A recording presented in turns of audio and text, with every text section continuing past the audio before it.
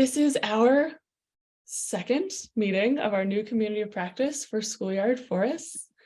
Going to take a minute to introduce myself and my sort of co-hosts for today. I am Erica Fine. I am the Senior Program Manager at Green Schoolyards America. And helping me today with our presentation is Dante Sudolovsky, our Communications and Programs Coordinator.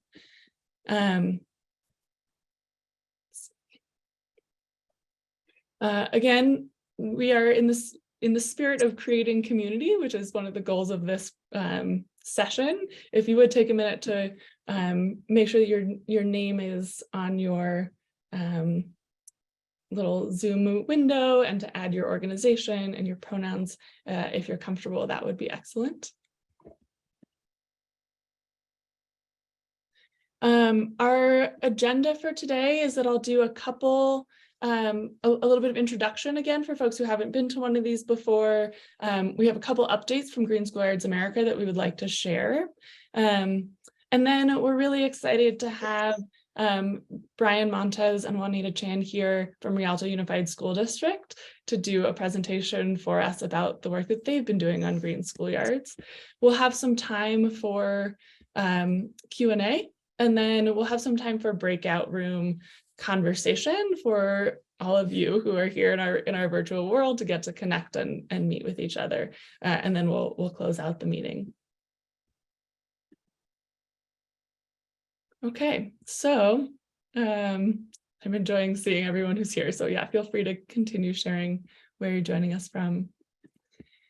So as an introduction, Green Schoolyards America is a nonprofit based in Berkeley, California. We collaborate with school districts and public agencies to establish large-scale living schoolyard programs that transform school grounds into ecologically rich park-like green spaces. Our goal is to improve children's learning, health, and happiness while building ecological and climate resilience.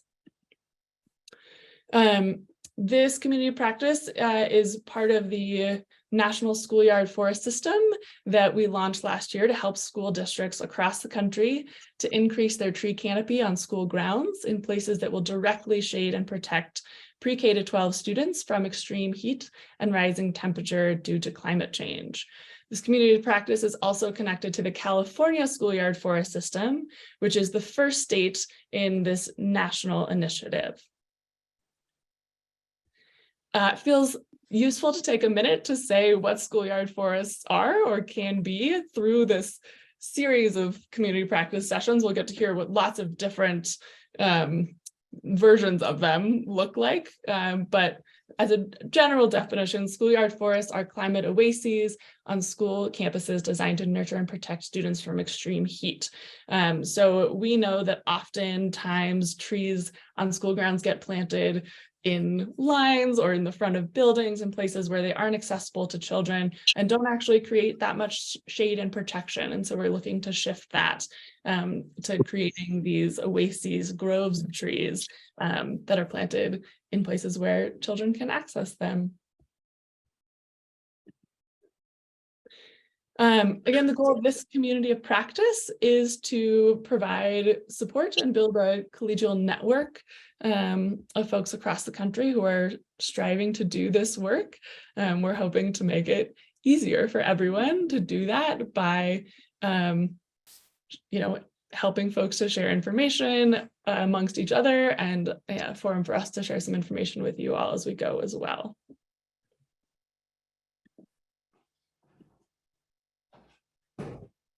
Okay, before we hop over to our speakers, I want to give a couple updates from Green Schoolyards America, some resources that we're excited about that might be helpful to you all. The first is that we have a new resource on our website.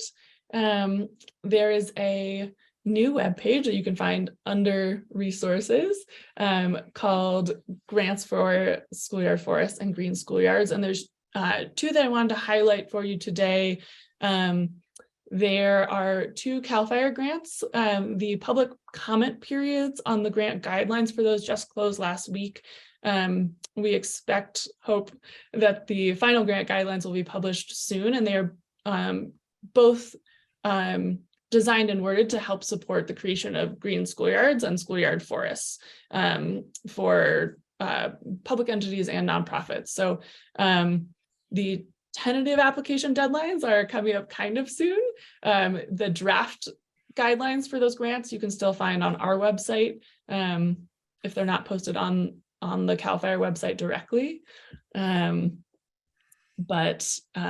Yeah, that's coming up soon, so we encourage you to take a look sooner than later. And there are some other funding resources on that webpage as well, and we'll continue to update that as we hear of more. The other really exciting update that I wanted to make sure to share with you all is that Green Schoolyards America has been working closely with the Office of Senator Martin Heinrich, Democrat in New Mexico, to create the Living Schoolyards Act, which was introduced to the US Senate last fall. This act is going to be reintroduced to the Senate and the House in the first quarter of this year. And it is designed to direct funding resources towards this transformative living schoolyard work. It's the first bill of its kind. We're super excited about having a bill that seeks to do this work at this kind of scale, the kind of scale that we're looking at, and particularly helps to provide funding and resources. So there is a resource page on our website with a bunch of this information. It contains links to the language of the bill, information about the benefits of living schoolyards. There are a bunch of resources if you want to get involved and help make sure that this bill gets passed. We have toolkit for students. We have some suggestions about how you can help endorse the bill, writing a letter to Congress, and ways to, write op-eds and that kind of thing. So please follow us on social media so you can get updates about the progress of that bill, and check our website for more information. And I believe that as we're going, we're going to try to drop some of these some of these links to these pages in the chat as well. Thank you, Dante, for helping to do that. Great. Okay. All right, so it is just about time for us to hop over to our guest presentation. Reminder that we are going to have a Q&A period following this presentation. You're welcome to put questions in the chat as we go. Presenters, don't worry about monitoring the Q&A for now. We'll come back to them at the Q&A section. You can just carry on with your presentation. It's now my pleasure to introduce our speakers, our guest presenters. Brian Montez is the grounds maintenance supervisor at Rialto Unified School District, position he has held for the last 25 years. In addition to overseeing normal maintenance of the 34 facilities in the district, he has been working to create outdoor classrooms, wellness gardens, and other garden areas, beginning with a heritage citrus grove project in 2015. Together, these spaces now total almost 6 acres, have saved the district millions of dollars in water usage, and provide engaging learning environments for students and staff. Juanita Chan is the Agent of Science and Career Pathways at Rialto Unified School District. Her main focus is to develop active community-based environmental stewards in NGSS science education, career technical education, and environmental stewardship. She has a background in entomology and plant vector pathogen epidemiology, among other disciplines, and has taught both elementary and secondary grade levels. She nurtures wonder and curiosity about the natural world by developing cross-disciplinary curriculum, organizing STEM student learning events, and leading various school professional learning opportunities. We are so excited to have you share with us. I am going to stop my screen sharing, and Juanita, hand it over to you. All right, great. So welcome to Rialto virtually. Rialto is in the Inland Empire. We are technically a riparian ecosystem, right? But the above ground, the surface water really isn't flowing really anymore. I mean, it's been raining, so it's flowing right now, but not really anymore, which means that most of our natural landscape is shrubs and low growing plants. And so it's interesting to be having this conversation about trees and shade structure, because it's not necessarily something that our kids are super familiar with. I wanted to give you a little bit of background about the district. We service about 25,000 students. Of those students, about 80% of those students are considered low SES. While the state of California considers this a mid-sized district, we are kind of in a suburban area. We have about 100, little over 100,000, 150,000 residents inside the city of Rialto. A third of those are English language learners, 12% are African American, and about 77% are Latinx. We are committed to a couple of things. The first one, as you see on this slide, is Rialto kindness. And our definition of kindness is just the personification of honorable and compassionate service to others, and also equity.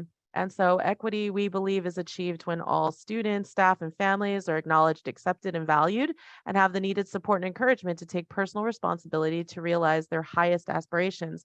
That's both in education, but also as it relates to just community engagement in general.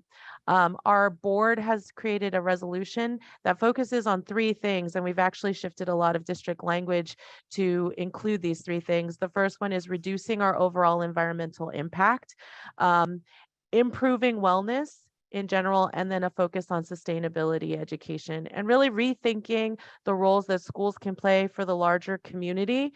And so I hope that's what you see in our presentation today.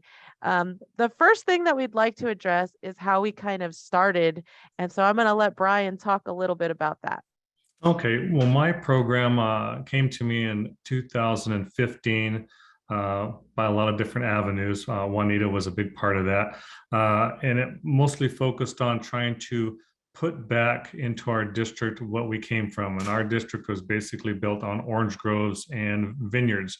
Our district is not new to gardening, as you can see in the top left-hand corner. In 1914, we had a project at our 1907 elementary school that probably encompassed at least an acre of property where the students grew their own food and ate it into the school side. On the far right-hand side, we have a picture of a actual victory garden that was done during World War II, that was done across the street from our 1924 junior high, which was next to our elementary school. And in the bottom left-hand corner, in 1955, students put gardens in right outside the back doors of their classrooms. A lot of our areas around that particular school site were still dirt in its early years, so they took the advantage of that by having the kids plant gardens. In 2015, I came up with an idea of putting an orange grove in one of our schools based on the idea of water conservation, and it blossomed from there. I ended up a total of every one of our elementary schools, all 19 of them, ended up with, at one size or another, from 3,000 square feet to 12,000 square feet, an orange grove with other various citrus and fruit trees, and 10 elevated garden boxes. And that's actually was quite an undertaking. It took me about a year to do 16 schools, and about another year to do the remaining 3. So the kids tend to harvest all of this citrus as they go along, as it grows every winter. It's coming up to citrus harvesting time now. Last year, I think, if I'm not mistaken, we did about 14,000 pounds of fruit tree production from just our orange trees in the district this year. Yeah, so really how we started is we started with the California Math and Science Partnership Grant. So during that grant, the teachers, we got a set of funding in education services to focus on project-based learning. We focused on whatever we wanted, but we decided to focus on project-based learning, in particular, community-based things. Most of our teachers, they don't actually live here. And I think that that's kind of becoming the case more and more in school districts all over California, is that people commute in and can people commute out? And so all that history that Brian was talking about, the teachers really didn't know anything about it. So over the summer, we created something and we called it a staycation. We paid teachers to come in and to learn a little bit more about the community history, and about issues affecting the community. As it worked out, all of those issues were environment-based issues. And so we brought Brian in as an expert in grounds and maintenance. And it's surprising how few times teachers actually talk to the business services staff. So Brian falls under that business services side. And so he talked a little bit about water and why certain schools, he brought in different water bills, and we looked at the water bills and the water usage at different schools. And we had a whole conversation about why there was such this huge difference in the use of the water bills. And it had to do a lot with the geology. So there was tons and tons of science that was being brought in. As a result, we had a group of teachers that decided that they wanted to have their students do a PBL project based on water. And Brian was one of the experts that the students did presentations for. And so Brian, hearing that, he got inspired. Plus, we sent him to a couple of conferences so that he could learn a little bit more. He met Sharon Danks, and he became even more inspired. I think the one piece that's really important to mention is that before this initiative, Brian was the guy that would say no to school gardens. He was the one that would say, no, we're not gonna change the pre-existing landscape. And so it was really important that we got Brian on the team early on. And also, Brian then went on to find tons of funding for different grounds projects. We got funding from municipal water districts, from turf rebates. We got grants, and the grants came from different sources. So like I said, the grant that we got was from education services. It was really focused on curriculum. Brian got grants that were focused solely on just facilities kind of pieces. Since then, we've brought nutrition services on board, and they were able to get grants based on nutrition services and nutrition education pieces.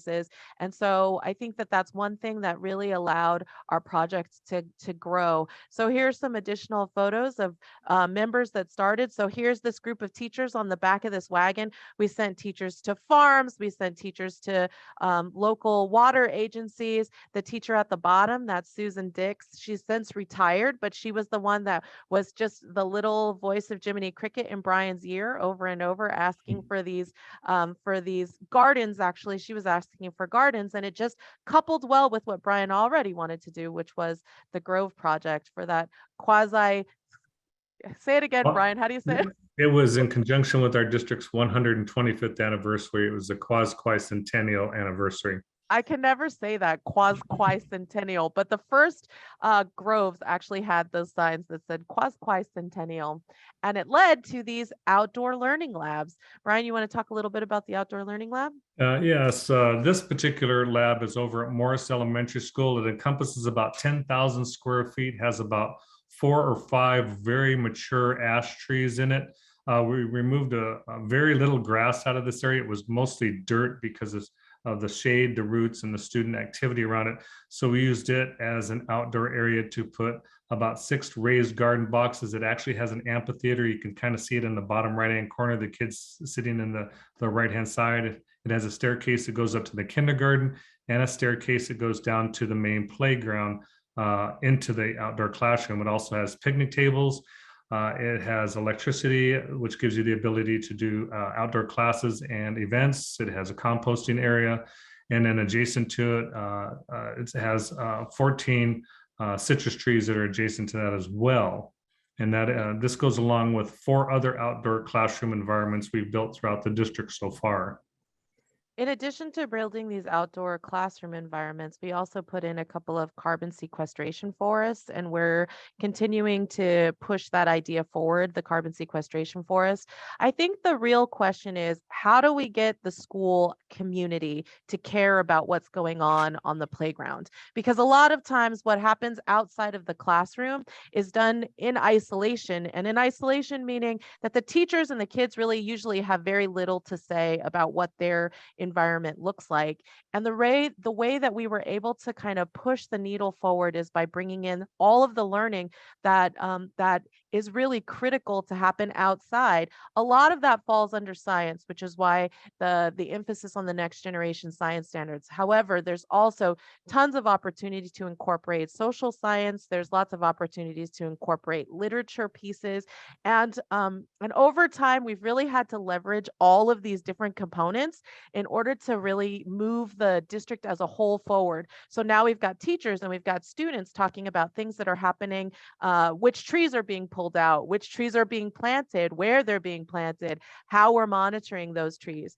Over the summer, we worked on incorporating even our extended day enrichment opportunities into the garden and grove projects. And so this was one that we worked on with a GIS expert that also happened to be Brian's daughter, who helped us to create this GIS interactive map that went into monitoring the trees. So we did something, it was called the Spark Lorax Summer Camp. We had a group of fifth graders that went out. They used the iPads, as you can see, in order to geocache the location of each individual tree. And then they monitored tree health. They measured the circumference of the tree. They were measuring the shade that the tree was able to provide, as you can see in some of these areas. And the goal is that we take this story map and we expand on it year after year so we can tell a better story about what's happening with the trees. Like we said, we have 19 heritage citrus groves, one at every single one of our elementary schools.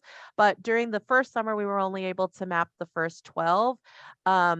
The goal is that we can take this data, we can calculate how much carbon we're actually sequestering. And so those calculations will be done by older kids, but it's all kind of following under that Lorax summer camp kind of idea.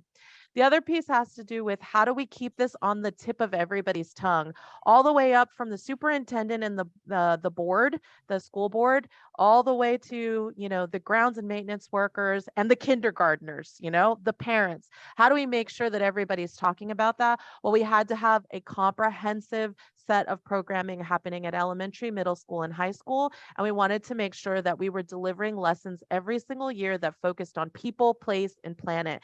And that we were doing that for every single student. So it wasn't just restricted to an after school program and or a club. So there are assessments that are built in at every single grade level that the kids are required to go outside. We've got groups of teachers working on modifying curriculum all the time. We wrote specialized classes. At middle school, we have a set of classes called environmental resiliency. They're elective classes. At high school, we're offering environmental science. All of those pieces I think are critical because they all focus on different funding sources and different people. And every district has so many individuals in it that you have to get everybody having the same conversation. And the only way to do that is really by having lots and lots of people engage with those spaces and really think about the outside space as a learning space. What did we need to do this to scale? We really needed inter and intra-departmental collaboration. That part is so important. Everybody knows what everybody else is doing. And sometimes it's annoying, right, Brian? Like teachers are sending questions and comments, and now everybody has something to say when you guys take out trees, right? Yep. And making sure that those systems are responsive. So we have a STEM Cares club. So we have a club called STEM Cares, and they're an organizing body. STEM Cares stands for STEM, science, technology, engineering, and mathematics. Cultivates active, responsible environmental stewards. The whole thing is an acronym. And all that just means, if you know something, say something. If you know something, do something. And really getting everybody to think in those terms. We've worked with creating those systems and codifying them by writing down some of those bigger important points. And we're still working on that. That's a beast of a task. Funding, making sure that you have that external grant funding, but also the internal funding built in so that you're not always just chained to a grant and only the things that the grant wants to do. Making sure that you have lots of creativity. So inside here, we have nutrition services. We figured out how to change our procurement cycle so that the trees and the groves, like he was saying, we have all this citrus fruits. We put those fruits inside school lunches. We grow additional types of fruits and vegetables that we put in those school lunches, and then definitely having grit and making sure everybody sees it. As you could see, Tony Thurmond came out. We've made a big deal. Governor Newsom's wife has met with nutrition services. So those pieces. Brian, did you want to talk any more about our future plans? Well, my current future plans is I'm going to retire soon. So I'm actually going to be moving to Texas probably. So hopefully the people in Texas might enjoy some of my uh, fun games and wisdom out there eventually if I can get a hold of the right people. But in our district, my goal, we have a little over 700 fruit trees in our district, which include citrus and non-citrus. My goal is still to reach 1,000 trees before I retire.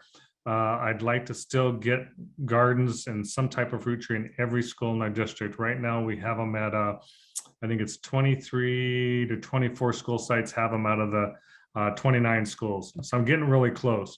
But I'm going to continue building classrooms. I'm going to work with Juanita and Sharon to see if we can get them to start removing some of our asphalt and concrete and get some of these trees out there and some more outdoor spaces for these kids. I'd like to see a lot of this done before I leave. You know, I'm really excited about it, and it's challenging, but I like a challenge, and it's a lot. I have a lot of fun with it too. And I know we only had 15 minutes, but Marcos in the chat also brought up a great point. We have another grant with Tree People, and we're planting 300 additional trees in those carbon sequestration forests that I didn't have a lot of pictures for, but they're 50 trees where basically we planted 50 trees all in one particular area, and that area has been outlined so that the leaf litter can just fall. And believe it or not, that was actually a big task, like trying to just allow everybody in the organization to understand that the leaves and the debris should just be able to fall and stay on the ground. We don't need to sweep it up. We have a plan to finish to keep, expanding our GIS tree mapping project, and that helps us to incorporate some of that technology components into a seemingly like more natural space, really calculating that carbon sequestration and exploring some options as it relates to wear points, which the wear points are a new piece of legislation that are very important for areas like ours that have huge logistics centers. They go along with air quality, and our trees are a part of that air quality conversation. Really refining those systems that we spoke about, where we had to codify a lot of pieces, incorporating more outdoor learning, because there's always late bloomers, people who want to come a little bit late to the party, people that are digging in their heels that are saying, no, you can't make me go outside. So we just got to keep that conversation always moving forward. We are opening an international healing garden soon in the next couple of years. That project is not on a school site campus, but it is on a site that the district owns, and that's about 1.5 acres. Brian? 2.6 acres. 2.6 acres. And so we're planning on planting lots of trees and things out there, really looking at our kitchens and seeing what kinds of policies can be put in place for zero waste, and then always solidifying that continued funding. So I know that was fast and furious, but I hope that was helpful. That was excellent. I'm seeing lots and lots of thank yous in the chat for all the information that you all shared. So I will have you stop screen sharing, and we've been collecting some of these questions. Thank you everyone in the chat for your questions. We'll see if we can get to as many of them as we can. I also appreciate the folks in the chat who are helping to answer each other's questions. So thank you for giving suggestions to each other. It looks like there are a couple questions about maintenance efforts. If you can share a little bit more about how your forest spaces are maintained. Some folks especially wondering about summertime maintenance. You mentioned a couple examples of that, but I wonder if you could come back to what it looks like to maintain these forest spaces. Okay, well, being the ground supervisor, if you're in a school district, you need to make sure you get me on board first, because I'm the one that's going to either make you or break you. The way my department works is our department maintains all of the gardens and all of the carbon forests, any place there's a garden or outdoor classroom. We maintain basically the weed control, the ground covering, if it needs more mulch added to it. If any of the trees need maintenance, we do that. In the gardens themselves, where there are landscaping, vegetables, flowers, or anything that the students plant, they are responsible for what's inside the boxes. That is theirs completely. We do not maintain that at all. We try to use minimal invasive type techniques to make sure we can remove any of the unwanted weeds and stuff. That's why we use a lot of mulch. We do have what we call, I call a garden caregiver, who maintains all 19 of the elementary schools by making sure the weeds are kept down, by weed eating and pulling and hoeing. He maintains the health of the trees in conjunction with the students who actually use the trees as an outdoor classroom. And there's also picnic tables in their gardens so they can sit and hold classes in them. But they are, Juanita can talk more about the educational part of it. I'm kind of mostly the facilitator that helps maintain this, the projects. And as far as feedback or, complaints about people wanting to say, hey, isn't that a lot of work? At first it is a little bit. And then after you get into the groove of things, my guys are really good. They buy into it. They really enjoy working in the gardens. They actually enjoy helping build them. It's been a rewarding experience for myself and my guys, and we get the students involved as much as possible. We're going to be planting 57 brand new fruit trees here pretty soon. We're going to get the kids at the school site out there and help us plant them and get them out there to do it. And if they want to help do the irrigation, we'll be more than happy to give them a class out there at the same time. But mostly it relies probably about 90% on grounds and the 10% on the kids. But there are eyes and ears when we have problems out there. We've been really lucky with the Asian citrus psyllid here in California that our groves, knock on wood, have been left alone, even though they're in our neighboring cities. The other thing I want to say about the original grounds person that goes along with the grove is that job description, we were able to push it forward, and it was actually a team of principals that were able to push it forward because, of course, when only one side, grounds is always short-staffed. They never have enough staff people. And so to have a whole separate side, which is the education services side, saying, hey, we need somebody, it was written into a farm to school innovator grant that there would be a specific position that went along with the grounds. And it was just like a second set of individuals just kind of being the wind underneath Brian's wings saying, no, we really need somebody. And everybody's saying we need somebody. It's not just grounds. It's all the sites are all in conjunction saying we need somebody for this position. And then that's why grants, I think, are super helpful. Grants start something, and because it's written in the grant, like the districts have to do it. And then slowly, as the grant is being, implemented, you can advocate for that funding to come out of the general fund, because all of your general fund monies are always taken up. So it's never like, oh, there's extra money to do this stuff. So that's a way to like bring it in slowly and then find your own funding sources. So with the maintenance of the trees, et cetera, really working with nutrition services to talk about procurement of all the citrus that we're growing. And then that's money coming back into the schools, and your chief business officer kind of sees that piece there. And then incorporating it with all of your educational components allows you to use things like Title I funding in order to also support that. And those Title I funds are coming specifically from the school sites. When the school sites have to kick in any dollars on their own, immediately they're more engaged with what's happening because, hey, I'm paying money for this. And so what am I getting out of it? And it really kind of encourages the principals, the site level principals, to push the teachers to really get out into those spaces.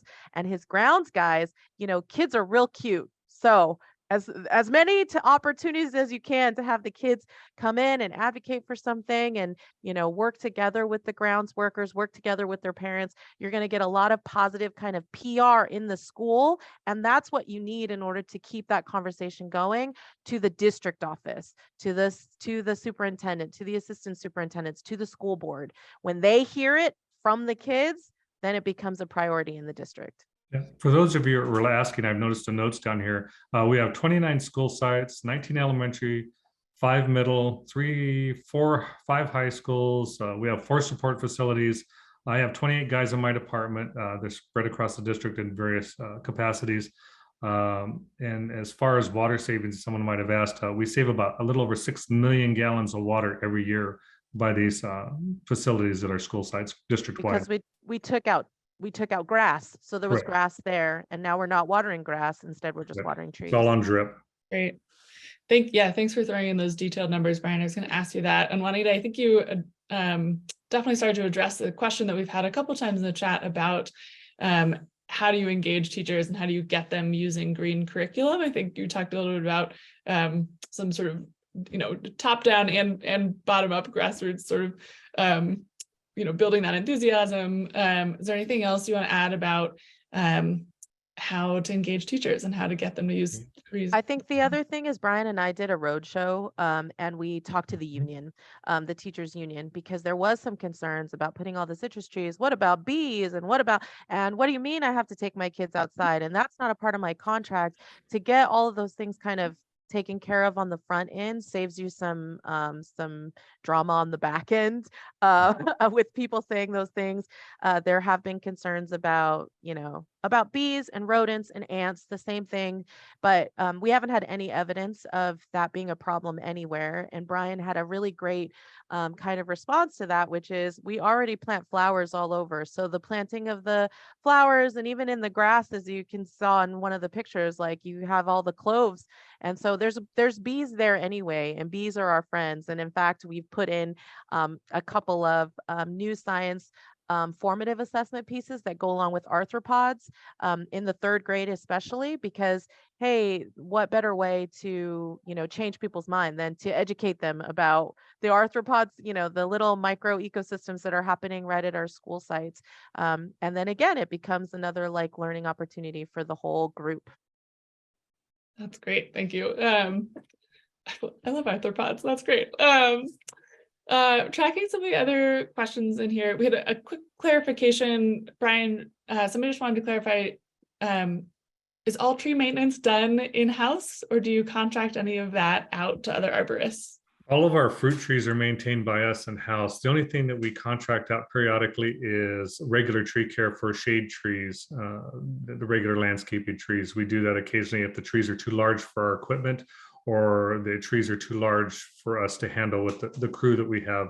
But all of the fruit trees in-house are maintained by us. Our trees are right now, they've been in since 2016. It took us a year to plant the 16 first school sites.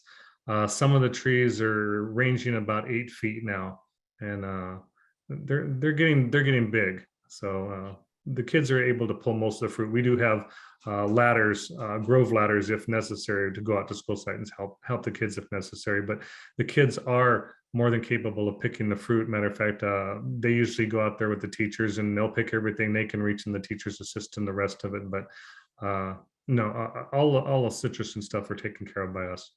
And That's then great. once they pick the fruit, they work with nutrition services. Nutrition services pays them.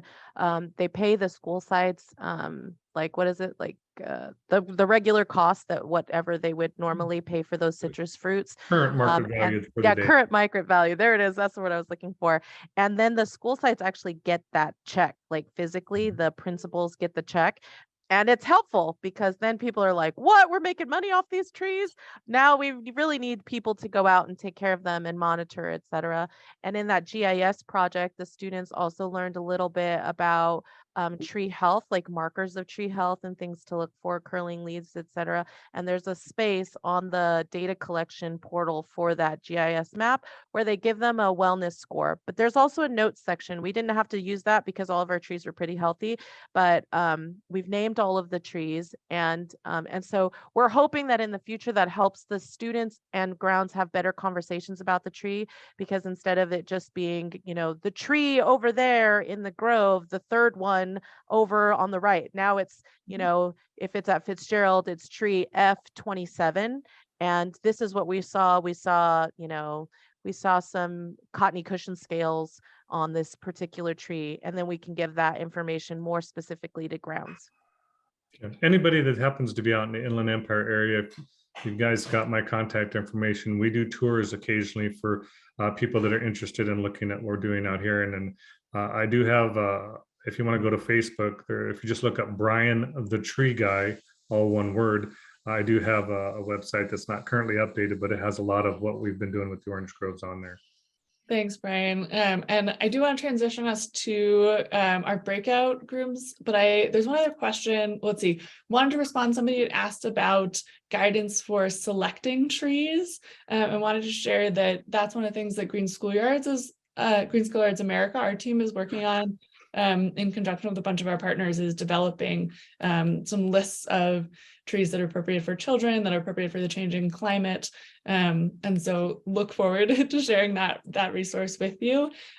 Last question I wanted to put to you all, and we'll try to keep our answer short, is that somebody had asked about any issues with vandalism or trespassing from students or community. And I want to sort of expand that question. I think it's one that comes up a lot with green and living schoolyards in general is like, what is your interaction with the community? Maybe upsides and downsides of that, and how do you manage that generally? Well, that was one of the big questions that came up during our roadshow was pests and vandalism. We have a community garden in Rialto. We have a couple of them, but one of them has an 8-foot high fence with concertina wire and barbed wire and closed circuit cameras and gets broken into all the time.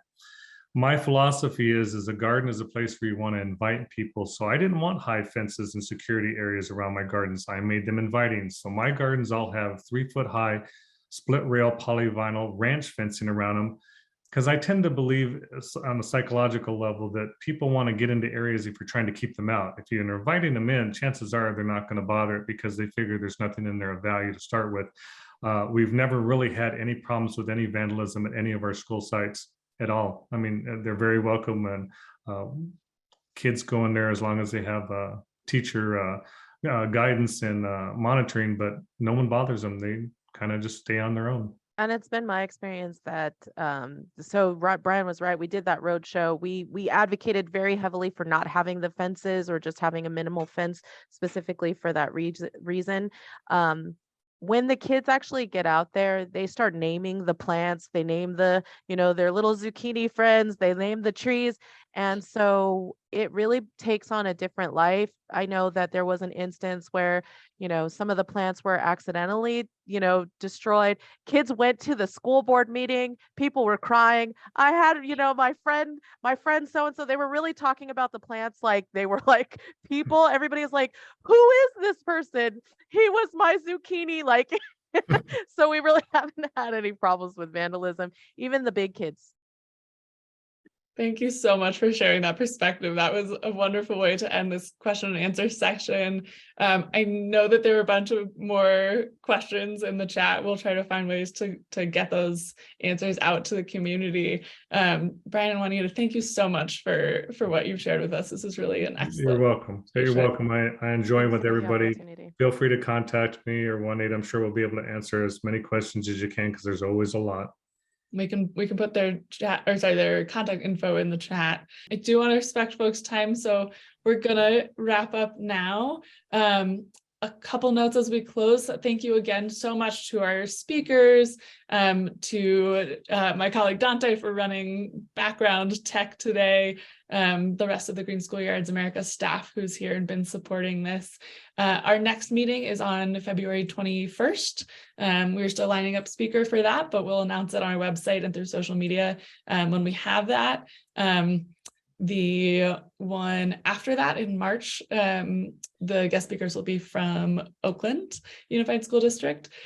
We did record this session today, and we'll post it online probably the next week or so. If you missed the first session, that recording is already online. Please, view and share away. And remember, we have the Living Schoolyards Act bill that we're also working to pass. We'd love your support with that. Feel free to reach out with any questions, suggestions for how we can support you all in this work. We're really glad to be doing it with you. Thank you so much.